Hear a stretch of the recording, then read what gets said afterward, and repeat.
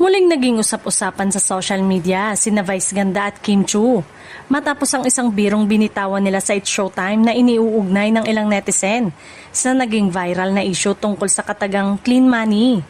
Bagamat wala silang binanggit na pangalan, marami ang nagbigay ng kanika-nalang interpretasyon sa naging pahayag ng dalawang host. Sa naturang episode, napag-usapan ng mga host ang Restaurante Sobrino de Botín sa Madrid, na kinilalang isa sa pinakamatandang restaurant sa mundo na patuloy na nag-ooperate. Habang nagkikwento, pabirong sinabi ni Vice na kumain siya roon ng conchinillo at umabot umano ng 800,000 pesos ang kanilang bill. Ngunit hindi niya ito nabayaran dahil panaginip lamang pala ang lahat. Natawa sina Kim Chiu at Ami Perez sa kwento ni Vice. Sinundan pa ito ng komedyante ng hindi pa pala ako nakapunta dyan.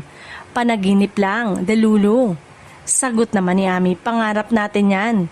Dito na binitawan ni Vice ang linyang, yes, one day we will go there. We will eat good food and pay from our clean money. Agad namang sinang-ayunan ito ni Kim sa pagsasabing, own money, hard earn, clean money.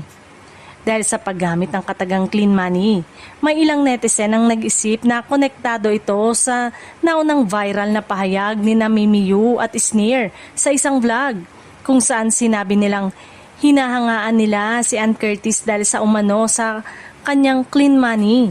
Ang naturang usapin ay naging sentro rin ng diskusyon online at naugnay pa sa pangalan ni Heart Evangelista.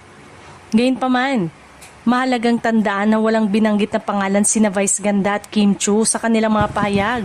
Hanggang ngayon, nananatiling haka-haka lamang ang ilang netizen ang pag-uugnay ng kanilang biro sa issue at wala ring kumpirmasyon na may partikular silang pinatatamaan.